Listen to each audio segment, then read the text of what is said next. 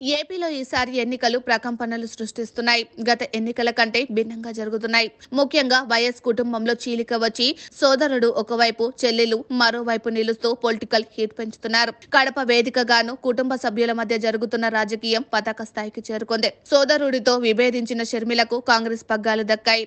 కాంగ్రెస్ పార్టీకి జవసత్వాలు నింపడానికి షర్మిల గట్టిగానే ప్రయత్నాలు చేస్తున్నారు. ఈ క్రమంలో కడప రాజకీయాలు దడపుట్టిస్తున్నాయి. కడప నుంచే తేల్చుకోవాలని షర్మిల గట్టిగానే డిసైడ్ అయ్యారు. కడప పార్లమెంటు స్థానం నుంచి కాంగ్రెస్ అభ్యర్థిగా బరిలో దిగారు.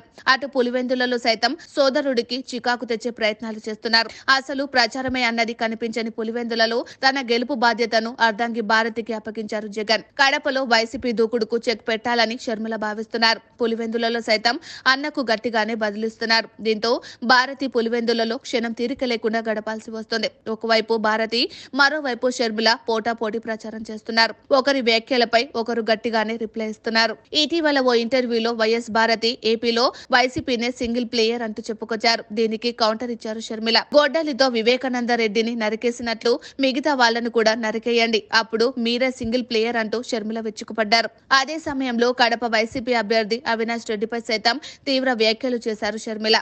ఓటమితో అవినాష్ రెడ్డి ఊరు దాటేందుకు సిద్ధమయ్యారని విమర్శించారు. దీనికోసం పాస్పోర్ట్ కూడా సిద్ధం చేసుకున్నారని చెప్పుకొచ్చారు. మొత్తానికైతే ఒక వ్యూహం ప్రకారం వైఎస్ భారతితో పాటు అవినాష్ రెడ్డిపై విమర్శలతో దూసుకెళ్తున్నారు షర్మిల.